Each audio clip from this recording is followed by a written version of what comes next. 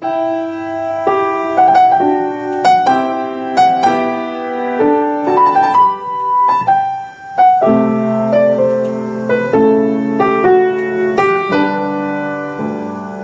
rules or laws are being framed. Things will get formulated as the underlying truth of the townships emerge and takes shape progressively.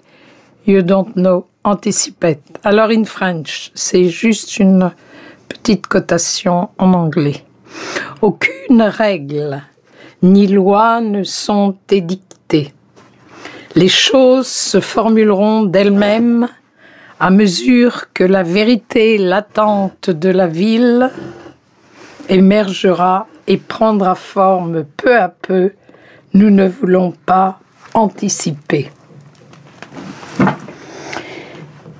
Ce que je veux dire, c'est que l'habitude, toujours, jusqu'à présent et de plus en plus, les hommes établissent des règles mentales selon leur conception et leur idéal. Et puis, ils les appliquent. Mère abaisse son poing comme pour montrer le monde sous la poigne mentale. Et ça, c'est absolument faux. C'est arbitraire, c'est irréel. Et le résultat, c'est que les choses se révoltent ou dépérissent et disparaissent. C'est l'exemple de la vie elle-même qui doit lentement élaborer des règles aussi souples et aussi vastes que possible, de façon qu'elles soient toujours progressives. Rien ne doit être fixe. Ça, c'est l'immense erreur gouvernementale. On fait un cadre, on dit, voilà, nous établissons ça et nous devons vivre là-dessous. Et alors, naturellement, on écrase la vie et on l'empêche de progresser.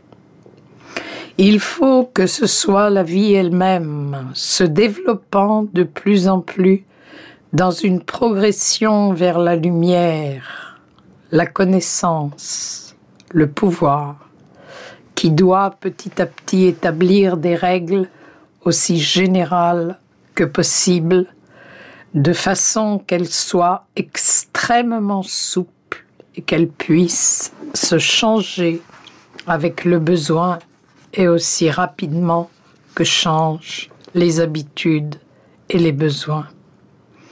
Au fond, le problème se réduit presque à ceci. Remplacer le gouvernement mental de l'intelligence par le gouvernement d'une conscience spiritualisée. Ça, c'est une expérience extrêmement intéressante. Comment même les actions, le même travail, les mêmes observations, le même rapport avec l'entourage, proche ou lointain, se fait dans le mental par l'intelligence et dans la conscience par l'expérience. Et c'est cela que ce corps est en train d'apprendre, à remplacer le gouvernement mental de l'intelligence par le gouvernement spirituel de la conscience. Et cela fait, ça n'a l'air de rien, on ne peut pas s'en apercevoir, cela fait une différence formidable, au point que ça centuple les possibilités du corps.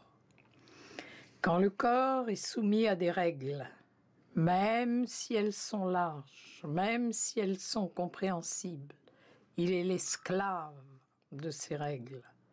Et ses possibilités sont limitées par ces règles. Mais quand il est gouverné par l'esprit de la conscience,